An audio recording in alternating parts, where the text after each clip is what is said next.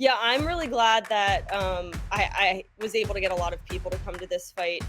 So I work a full time job. I don't, fighting's not my full time job. Well, do the best you can given how you feel that day. Just because you go to the gym that day doesn't mean you have to. He's right next to me.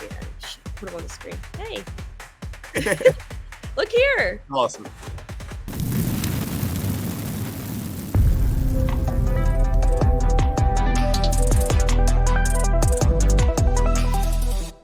All right, guys, this is Crazy Kev here, and I'm here with 1-0 fighter Lateesha Mohl. Lateesha, how we doing?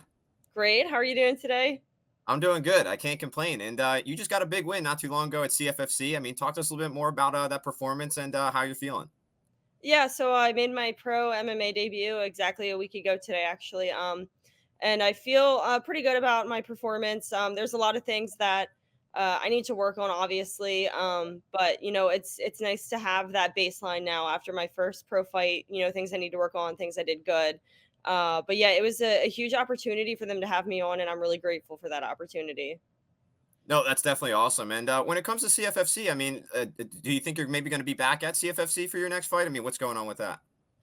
So I did throw my name in the hat for a card later in the year. So if they are willing to have me on and can get me matched, I 100% would go back and compete for them again. Absolutely.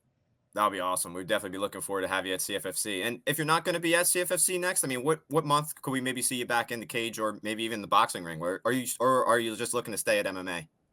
I'd like to kind of stick with MMA for now, see where it takes me.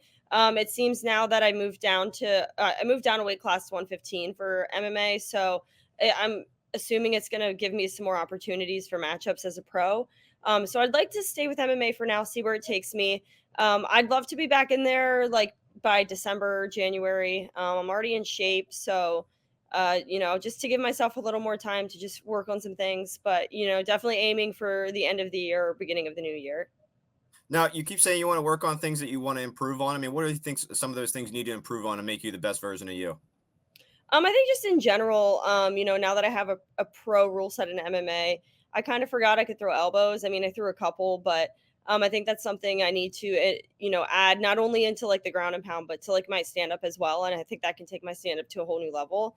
But just, overall, just some small things here and there. I would like to use my striking a little more. So just being a little more adamant on that. I did grapple a lot in that fight, which honestly wasn't the plan. It's just how it happened to be. But little things like that, and of course, just making sure I'm finishing the round in a good position, which was something I didn't do in the last round of that fight. So just some little touches here and there. But it's something I can definitely work on. I can improve on. I'm gonna have improvements every fight, and I'm gonna be constantly evolving. So it's just a step by step process. Yeah, no, that definitely makes sense. And we're looking forward to seeing you continue to grow. And after your last fight, I mean, how quick did you watch the film back on your performance? I think I watched it maybe this past Sunday, so about 5 days ago. Like I said, for the most part, I did some great things in that fight, and then there's some things personally that I didn't do, and I didn't listen to my corners. So, I'm not upset with the performance. It could have been better, but it's nice to know that I can go the distance. I can go 3 5 minute rounds, and not really, my cardio felt great. So that's a good thing that I got from going the whole fight. Yeah, no, that's definitely important. And with you fighting on the amateur scene and then moving up to the pro scene, I mean, what was maybe some of the biggest differences you might have noticed?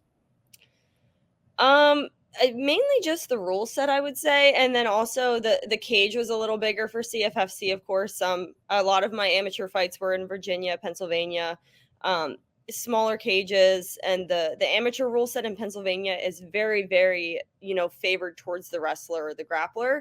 And me being a striker, that rule set kind of sucks. So I'm excited for the pro rule set. I think it favors my style. I think it favors my game. So I'd say the rule set was the biggest difference for me.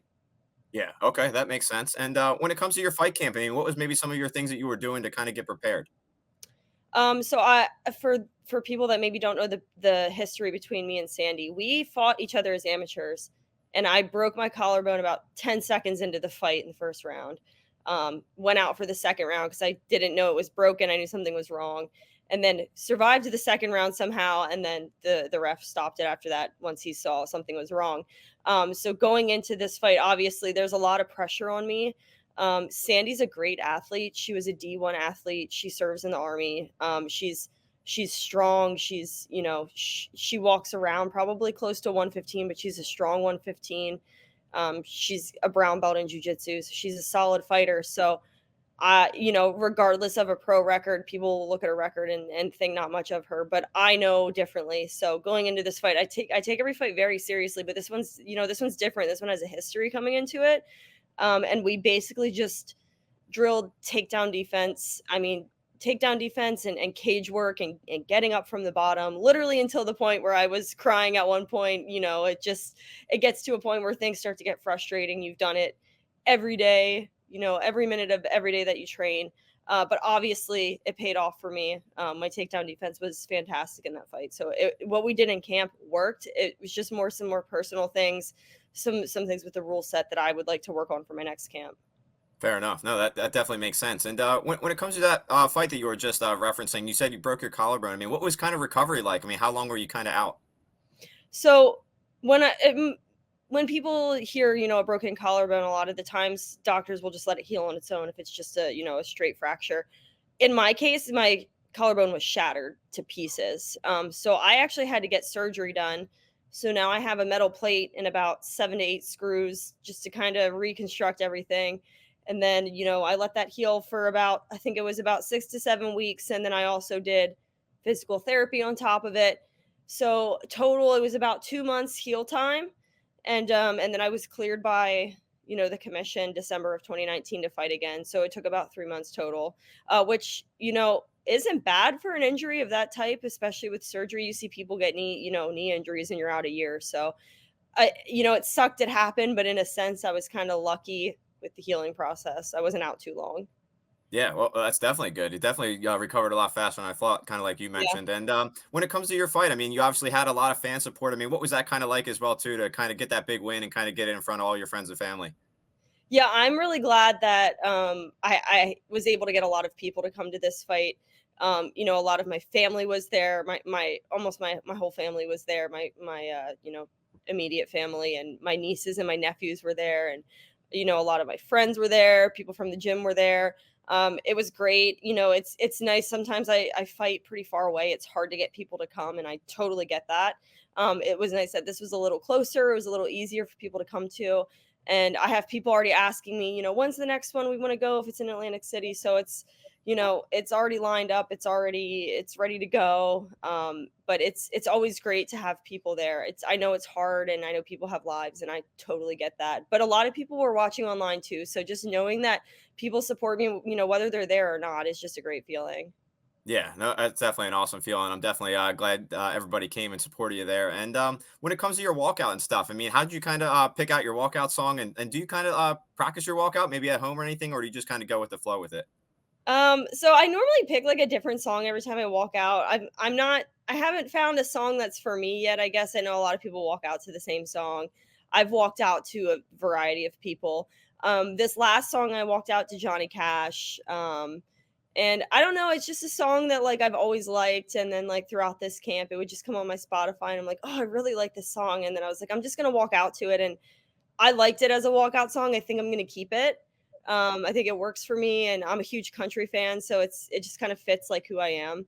But I don't practice my walkout. I do visualize my walkout though. I do a lot of visualization, so I actually visualize the entire process from warming up in the back all the way to the end of the fight. So I visualize it a lot. I don't actually, practice it at home. Maybe I should, but but I don't practice it. I do visualize it though. So it's kind of the same. There you go. No, and like I said, I mean, obviously, I was there live at the event, 100%. I think you should keep that walkout song. It was definitely pretty awesome. One of my favorites of the night. So definitely Okay, keep it. good. Yeah, I needed feedback. I'm like, I think, maybe it was a good one, but now hearing that it was good, I'll probably keep it. Yeah, yeah. I was sitting with my dad. He's like, I think this is Johnny Cash. I'm like, yeah, perfect song. Yeah, no, it was definitely awesome. I definitely enjoyed it. Good, then I'm gonna No, keep it. I'll keep good, it. good, fair enough. And when it comes to you, I mean, obviously, you're a beast in the cage, but I mean, what else do you kind of like to do outside of fighting? So I work a full-time job. I don't, fighting's not my full-time job. Well, I consider that I work two full-time jobs. One is fighting, and then the other is my career. I'm a registered respiratory therapist at a pretty like big hospital. So I work in the adult critical care units, taking care of patients on ventilators and with other respiratory issues. So that's and I work night shifts. So that's, kind of the other half of my life. Other than that, it's really just kind of like hanging out with my fiance, hanging out with my dog. We like to play video games to kind of just like relax. So, nothing too crazy. A lot of our life is fighting and training though. Fair enough. No, that makes sense. And you mentioned you like to play video games. I mean, what's maybe some of your favorite video games you like to play? I haven't played for a while. I was really into Red Dead Redemption 2, the online. It's again, I'm like a country fan, so like to me, like cowboys and it's like GTA, but you're a cowboy. So I'm a huge fan of that. I actually have a Switch, so Animal Crossing, of course. I know it's a kids game, but hear me out. It's like one of the best games ever. And then of course Mario Kart, Mortal Kombat, things like that. Just anything to kind of make the time pass, have some fun. It's insane. I feel like every interview where a fighter says they like video games, they always say Red Dead Redemption. I don't know why. Why is that?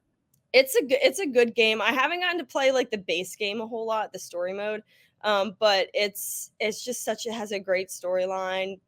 The play of the game is really fun. Like I said, it's almost exactly like GTA, but you're like a cowboy.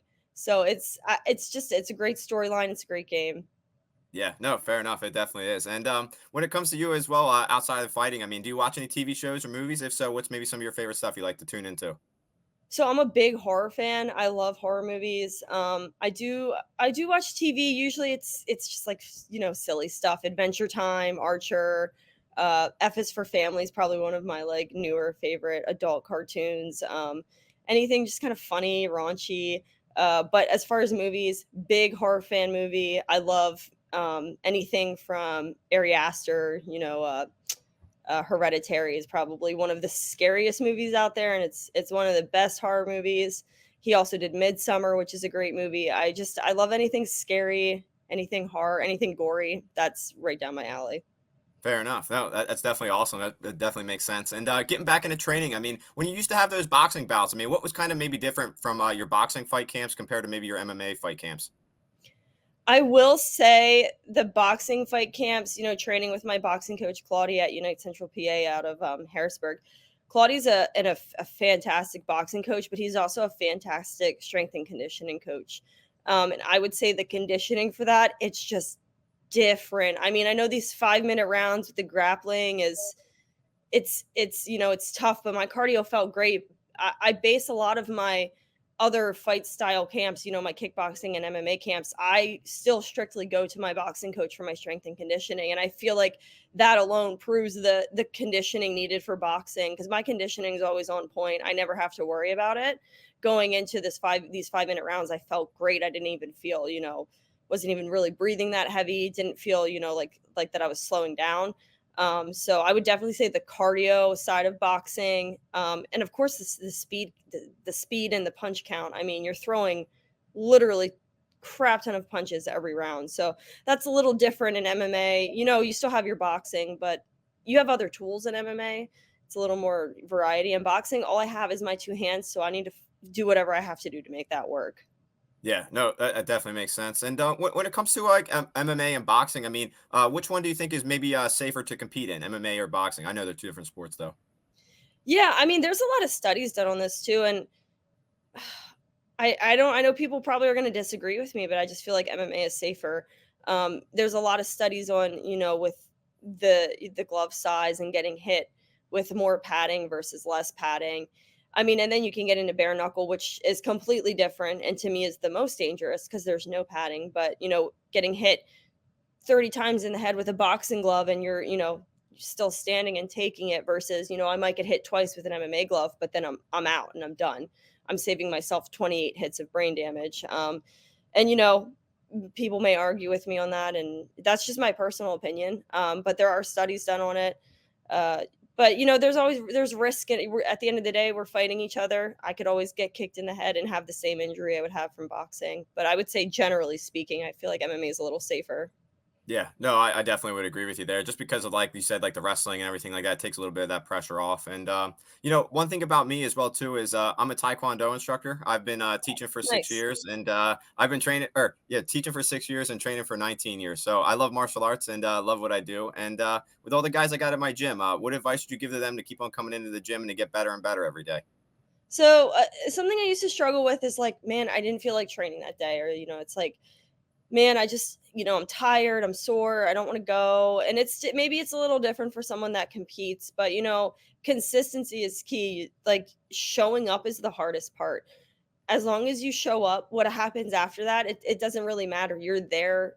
Do the best you can given how you feel that day. Just because you go to the gym that day doesn't mean you have to spar 20 people that night or, push yourself 100% that class. You showed up, do what you can that day. It's always good to push yourself, but if it was a struggle getting there, just get there. That's the hardest part for like I would say 99% of people is just showing up. If you show up, then they'll have you as your coach and you can, pull them in and kind of get them into the mindset of training. And then, then they're with their friends and their training partners. It's just getting there is hard. The consistency of showing up. A lot of the time, people are like, I'm not motivated. I don't have a motivation to go. And a lot of the time, you're not going to have a motivation. It comes down to discipline and consistency. Yeah, no, 100%. And that's what I always say too. I feel like the white belt's the hardest belt to get because, like you mentioned, you just got to get out there on the mats and just kind of earn that thing. And then once you do, it's just kind of smooth sailing, in my opinion. So definitely Yeah. some solid advice. And when it comes to you training in the gym, I mean, what's maybe some of your favorite memories that you might have had when it comes to training? I have a lot of fun training at my gym. We our gym in Lancaster, our MMA, kickboxing, jujitsu gym. Everyone there is kind of just like a big family. It's always a fun time to show up, and regardless of the mood you coming into the gym, you always leave in a great mood. Um, you know, and my fiance trains with me there. He's one of my main training partners, so it's really fun to have that time with him and also have that support throughout my camp. My coaches are great, my teammates are great, and training at my boxing gym is always fun. We don't have air conditioning at my boxing gym, so whether it's 100 degrees outside, you're in there in a basically a sauna box all day, and it sucks. But with the people that go there, it's fun. Training's always fun, even on the days that I'm not feeling it or I might be crying because I'm getting taken down 20 times. At the end of the day, it's the people there that make it great and it makes the training fun. Yeah, no, that definitely is. That's pretty awesome when it comes with your gym having some awesome teammates. And you mentioned with not having air conditioning. Do you think that maybe helps with your cardio and stuff, being able to kind of push through the deep waters? Yeah, I feel like that's a popular theme at a lot of boxing gyms. A lot of boxing gyms are just in these, either small warehouses or, these buildings without windows and you don't have air conditioning. And I mean in the winter, they have heat. They like to keep it warm in there for a reason, for weight cuts and then of course for cardio. I feel like my cardio is always a little better in the summer months than it is in the winter months. And I think that just comes with training in a boxing gym without air conditioning. It can be dangerous if you're not careful and if you don't hydrate properly. But it definitely plays a part in having like, better cardio for sure. Yeah, fair enough. That definitely is pretty awesome there. And one last thing I was curious about as well too. I mean, what's maybe something fight fans might not know about you? Oh, that's a tough one. I mean, I would say, my job as a working full time as a respiratory therapist, I don't think a lot of people know that. It's something newer that's happened in my life, but I was in college for about 2 years and I work as a registered respiratory therapist. And people are getting to know it now, but I rescued a dog a year ago with my fiance and he's deaf. So I'm kind of teaching myself American Sign Language. I know the alphabet and I taught my dog about anywhere from like 20 to 25 signs and he knows them. So a lot of people I think they don't know he's deaf. They know I have a dog, but they don't know he's deaf. So that's something that's kind of different and interesting that I've added to my life. Wow. Okay, that's definitely incredible. I didn't even consider that for a dog. So, what's maybe some of the Yeah. sign languages that you have to do for your dog to get him to maybe understand some certain commands? So I kind of stick to like the American Sign Language signs. They have a lot of like basic signs you can use. Some signs I had to make up for him because um, I try to use simple signs again for dogs. Simple commands are the best. But he knows like this means we're gonna go potty, like we're gonna go outside. He knows that. He knows this is the sign for walk, but I take him on runs with me. So if I do this, he knows we're going for a run. He knows getting in the car, food. Of course, he knows food, a treat. He loves the treat sign. So play. He loves to play with his toys. So he's really good with a lot of his favorite signs. I know he knows the other ones, but sometimes he just ignores me because they're probably ones he doesn't like. But yeah, he's picked up. I mean, dogs are smart. They can pick up Oh on yeah. stuff. Dogs are definitely smart. That's awesome. I have a rescue myself, so that's really, really cool that you have a rescue, and, I didn't even know that about, like, some of the sign languages stuff for the dogs. I'm definitely glad that, you're able to do that and help them out. What kind of dog do you have as well too? So the rescue had him listed as a Dogo Argentino, which is it's like a mastiff breed. They were raised for hunting puma and wild boar and things like that. He looks like one. He has the mentality of one. He has like a mastiff face. He has a huge head. He's almost 100 pounds, but he's definitely some kind of pit bull mix as well. He's right next to me. I'll put him on the screen. Hey, look here. Awesome. He's ignoring us, but yeah, A little shy. yeah, he's some kind of, I would say, mastiff pit bull mix. That's awesome. No, that's definitely really cool. I used to actually have a mastiff as well too. It used to be called. It was a South African Borbal, so like really big dog Oh, as well too. So I yeah. used to have a couple of those. Yeah, Borbles are awesome, and I mean, they're great family dogs, like protector dogs, but, oh, that's such a cool dog to have.